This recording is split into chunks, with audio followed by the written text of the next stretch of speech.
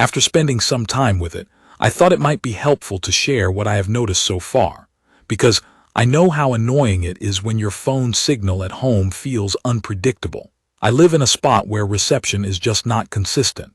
I would get a weak connection in one corner of the house, then lose it again when I walked to the next room. Calls would cut out, texts would hang, and I would catch myself standing near a window just to finish something that should have taken 10 seconds. This unit is a cellular signal booster for a home or a small workspace. It is meant for someone who already gets some usable signal outside, but struggles once they step indoors. If you get absolutely nothing outside, this type of device cannot create a signal. It can only work with what is already there. In my case, I usually had about 1 bar outside on a decent day, sometimes 2 if I stood in the right place. Inside the house, it was often worse, and it was unstable. When I pulled it out, the first thing I noticed was the size. I expected something larger, but it is closer to a thick book than a big piece of networking gear. It feels solid, not heavy, and the front has a small screen that gives you basic status information.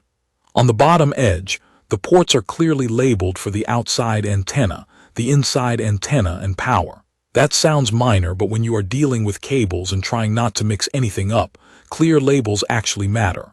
In the box, I had an outside antenna and 2 different inside antennas. One is a flat panel style antenna, and the other is a smaller antenna that is easier to place on a desk or shelf.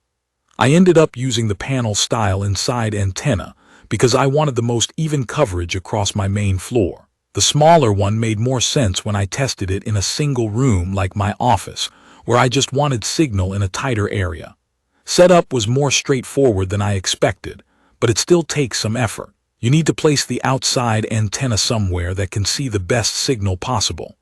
Higher is usually better, and you want to avoid blocking it with thick walls or metal. I did not do a perfect, permanent mount at first. I basically tested placement before committing. I put the outside antenna near an upstairs window to start, and I moved it around until I saw the best results. Once I found a good spot, I ran the cable inside to the booster, and then connected the inside antenna. Cable routing is the part that will either be quick or take you an afternoon, depending on your house. The included cable length was enough for me to reach the place I wanted, but I still had to think about where I wanted the booster to live so it would not look messy. I ended up placing the booster in a spot where it had airflow and where the cables could run along the edge of a wall without being a tripping hazard. Once everything was connected, daily use was simple. It is basically set it up, power it on, and then leave it alone. It runs quietly. I did not hear buzzing or humming. It stayed only mildly warm to the touch after running for hours, which is what I would expect from something like this. What helped me most during setup was the phone app. I am usually skeptical about companion apps, but here it actually saved time. The app walked me through connecting the unit, and it helped me figure out if my outside antenna was pointed in a better direction or a worse direction. I did not need to guess as much. I could make a small adjustment, wait a moment, and then see if the signal reading improved. That feedback loop is what made the setup feel manageable instead of frustrating. For testing, I used the same spots in my house that usually give me trouble. The kitchen is one of them, my office is another, and my garage is the place where calls almost always drop. Before installing this, I could sometimes load a web page, but video calls were rough, and anything that needed steady data would fall apart. I ran a speed test before and after in the same location, on the same phone. Before, I was seeing download speeds around 7 megabits per second on a good moment, and it would dip lower or stall. After I got the antenna placement right, I repeated the test and saw downloads climb past 60 megabits per second. That is not a tiny change. That is the difference between waiting on everything and just using your phone normally. The more important part for me was reliability. Calls stopped dropping in the rooms where they used to drop.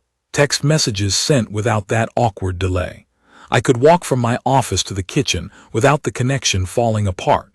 In my garage, I went from basically unusable to stable enough to stream music and take calls. The coverage I got was enough for my main floor and my work area, and it reached into the garage better than I expected. but a lot of that depends on where you place the inside antenna and what your walls are made of. There are a few limitations worth saying out loud. You need at least some signal outside.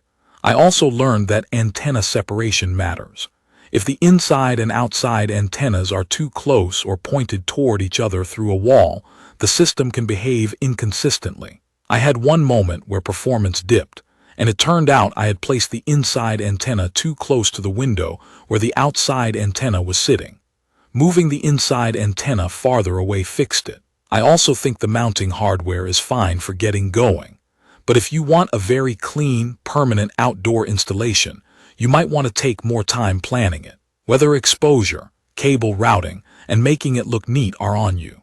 The included materials were enough for me to get it running and keep the outside connections protected, but a permanent install is always going to take more care than a quick test setup. Overall, after using the HI-135S in my own house, I can say it did what I needed it to do, as long as I stayed realistic about what a booster can and cannot do. It took my situation from constant little signal problems to something I do not think about during the day.